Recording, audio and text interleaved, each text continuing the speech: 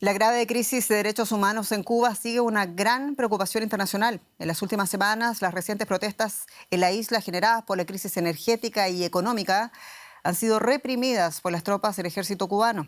Los cortes energéticos se agravaron desde el año 2024, atizando el descontento social en la isla. En las últimas semanas se han registrado protestas en varias regiones del país ligadas a la crisis generada por los apagones.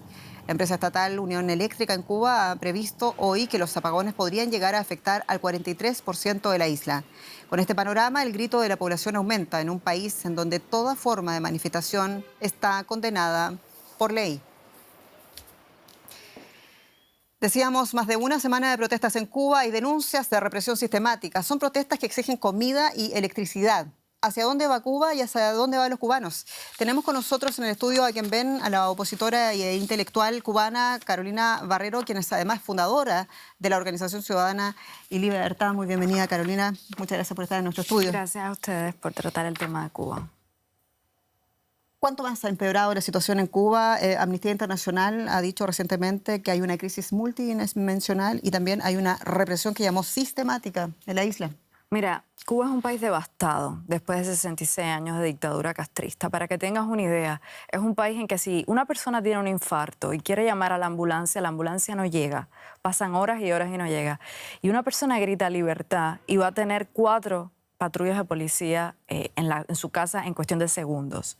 Es decir, es un país donde absolutamente ya nada funciona, hay cortes de electricidad en más de 24 horas, no hay servicios públicos de prácticamente ningún tipo, escasez de alimentos, escasez de medicina, falta de acceso a una salud pública decente y donde lo único que funciona es la inteligencia y la represión del Estado.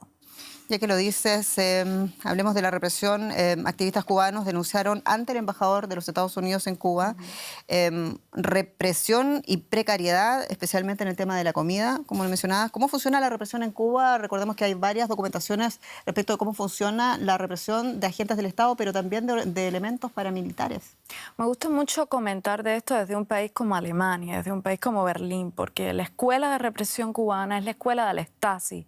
Los cubanos aprendieron en la Unión Soviética de la KGB, pero especialmente de las técnicas del Stasi, que iban a coartar la psicología de las personas, a torturar psicológicamente a los familiares, los vecinos, los amigos, a que poner unos contra otros, a generar sistemas de vigilancia que estaban en el Estado, pero también estaban en la familia y en los amigos. Durante las protestas también es muy importante también decir que la manera en la que reprimen es como decía, es una manera prácticamente paramilitar, en el sentido de que hay comandos de avispas negras que se vieron claramente durante el 11 de julio y también de boinas rojas que se usaron contra los ciudadanos que protestaban de manera pacífica. Represión para que haya protestas que piden comida, que piden servicios básicos. ¿Cuánto tiene que ver en todo esto el embargo de los Estados Unidos, de Europa?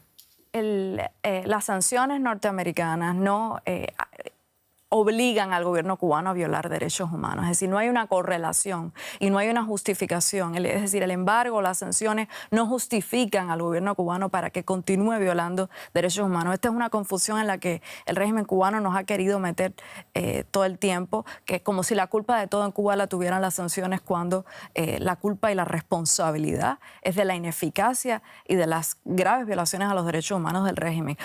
Sería, por ejemplo, nadie se preguntaría en Europa por qué Bielorrusia y Lukashenko está sancionado, por qué Vladimir Putin y Rusia tienen sanciones, por qué vamos a dispensar a los jerarcas del régimen cubano de las sanciones, porque sería diferente con ellos, ¿no? ¿La precariedad que tiene la gente en Cuba afecta al régimen cubano?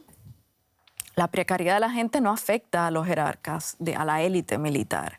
Nada más hay que verlos cuando se desplazan, cómo viven, la abundancia que hay alrededor de ellos. Cuba es un régimen extractor.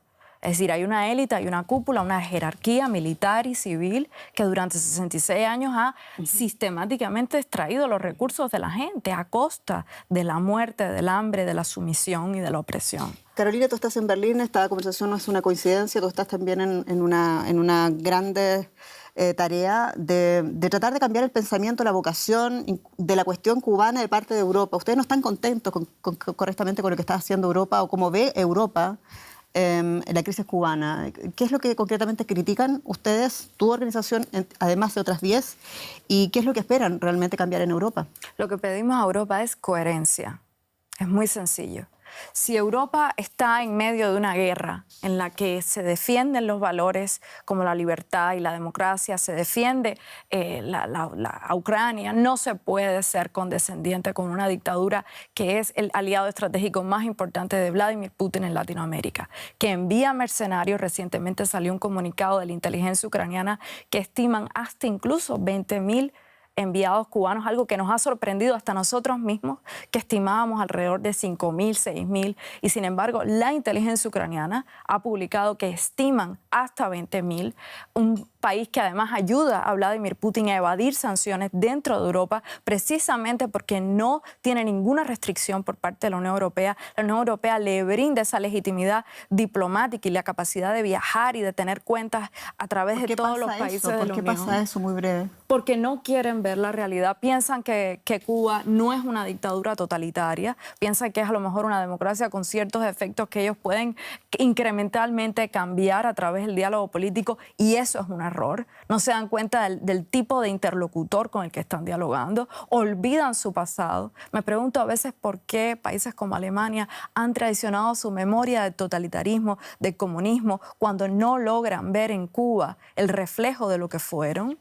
Y lo que pedimos precisamente es coherencia, que actúen con coherencia y con firmeza, porque están siendo condescendientes con su enemigo. A ver qué sale de la serie de reuniones que están teniendo aquí en Berlín. Carolina Barrero, fundadora de la organización Ciudadanía y Libertad, muchas gracias por esta entrevista. Gracias a ti.